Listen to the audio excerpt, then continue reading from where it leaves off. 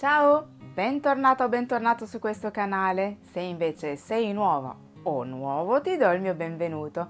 Sono Virginie, un interior designer e mi occupo di case che rappresentino al 100% chi deve viverle, dalla consulenza all'intero processo di ristrutturazione. In questo canale affronterò il tema casa cercando di darti suggerimenti utili affinché tu possa avere la casa dei tuoi sogni, una casa che ti rappresenti nel profondo e dove ti sentirai sempre a tuo agio. Conosci il color blocking? È un modo originale e creativo di usare il colore sulle pareti, che da qualche tempo sta diventando un trend. Il color blocking significa letteralmente colorare a blocchi, ovvero solo porzioni di pareti. Oggi ti voglio parlare proprio di questo, ma prima di cominciare, se ami tutto quello che riguarda l'argomento casa, ricordati di iscriverti al canale per avere altre informazioni su questo tema. Metti un bel like al video e partiamo!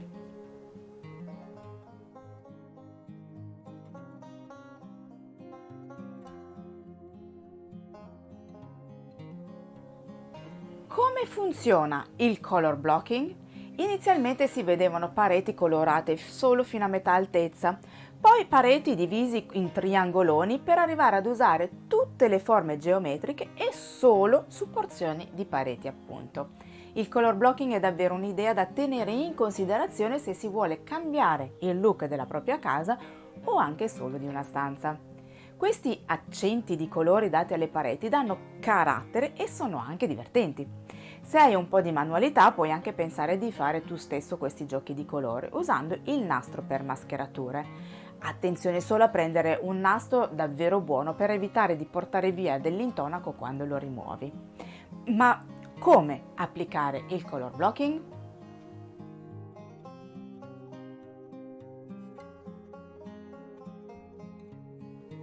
Una delle applicazioni del color blocking in realtà l'abbiamo già vista: dividere otticamente un ambiente che contenga più di una funzione. In un open space, per esempio, dove hai cucina e soggiorno, potresti decidere di usare due colori diversi per dare la sensazione di due ambienti diversi. Il cambio di colore infatti creerà una sorta di confine. Oppure, se il tuo angolo studio è integrato in un altro ambiente della casa, potresti anche lì delimitare questa funzione con l'utilizzo di un altro colore.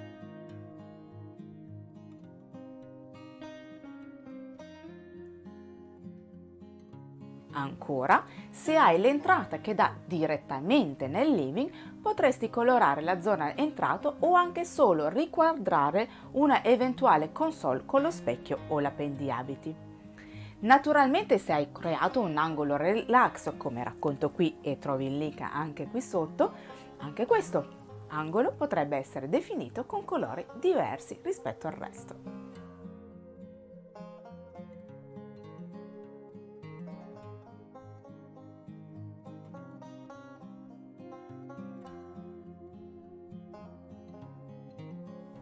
Il color blocking può essere usato anche per enfatizzare un elemento, un arredo, un dettaglio architettonico, creando un punto focale. Un classico potrebbe essere quello di incorniciare il letto per attirare lo sguardo proprio lì. Puoi davvero sbizzarrirti tra fasce orizzontali, verticali, archi o qualunque altra forma che rispecchi il tuo stile. In caso di fascia verticale potresti anche decidere di proseguire sul soffitto solo per un pezzettino, diciamo la profondità dei cuscini, o anche tutta la larghezza del letto, incorniciandolo completamente. Fare questo creerà una sorta di nicchia che renderà questa parte più accogliente.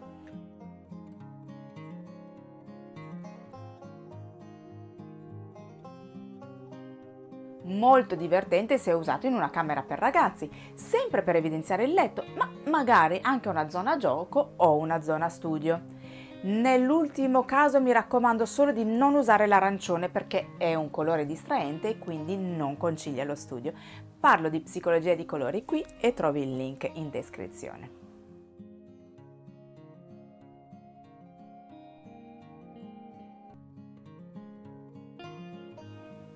Come accennato prima, potresti pensare di usare il colore per enfatizzare elementi architettonici come colonne o archi. Puoi usare il colore anche per creare un gioco di volumi, Ancora puoi usarlo per dare risalto a quadri, fotogallery, a delle mensole o per rallegrare semplicemente una zona.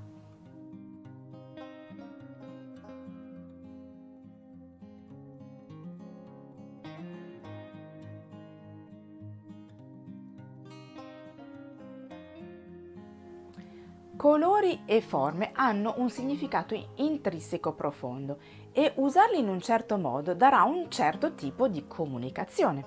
Quadrato e rettangolo sono simbolo di stabilità, equilibrio e protezione grazie ai loro lati paralleli. Il cerchio, per la sua mancanza di spigoli, è il simbolo, scusami, della ciclicità e ricorda un abbraccio. Il triangolo è una via di mezzo, una base stabile ma due lati obliqui che tendono verso l'alto creando dinamicità e vivacità. Se scegli la forma quadrata o rettangolare perché vuoi simboleggiare l'equilibrio, ma allo stesso tempo vuoi dare un po' di movimento, basterà sovrapporre un paio di queste forme con colori diversi e il gioco è fatto. Come sempre, attenzione a non esagerare, l'equilibrio è sempre la chiave.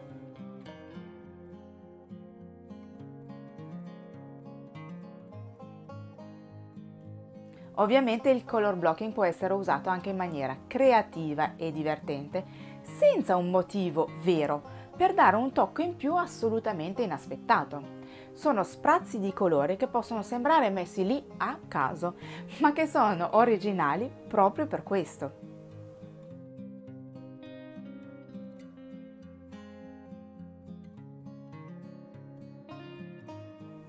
Spero che il video ti sia stato utile e ti sia piaciuto. Nel caso, come sempre, fammelo sapere con un bel like e nei commenti. Non esitare a condividerlo con qualcuno a cui pensi possa interessare l'argomento, ne sarò onorata e mi aiuterà a far crescere il canale. E poi, se non l'hai ancora fatto, ricordati di iscriverti al canale e di attivare la campanella, così non ti perderai i prossimi video. Grazie per essere stato con me, a presto, ciao!